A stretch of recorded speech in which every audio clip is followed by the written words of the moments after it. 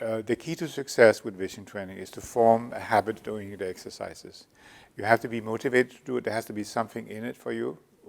Some people are motivated toward getting rid of the glasses eventually to see clearly. That's enough. That keeps them motivated to do something.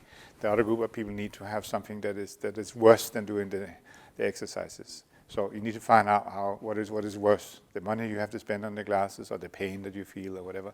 You have to avoid something that is worse than doing the exercises. You need to find out what that might be. You have to scare yourself a little bit. The second thing to make things a habit, you have to have a trigger. There has to be something you do, maybe something you see, or something that maybe you have a trigger on your phone, or you have the chart in your bathroom or in your bedroom. So when you see it, okay, then the trigger to do the exercise. The trigger is very important.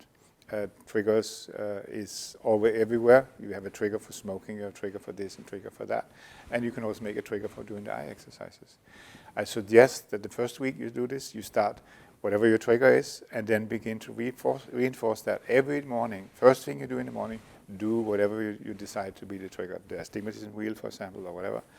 And do this for the first week. After that, you will see that it becomes easier and easier. It becomes a habit. It simply happens. It's something that you do, like brushing your teeth. Also, you need to have a sort of a system of little rewards, that you do something, oh, that's really good, and you point out something, or you do something, or you reward yourself by having a good dinner or a glass of wine or whatever. And the big reward, of course, is when you eventually can throw away your glasses.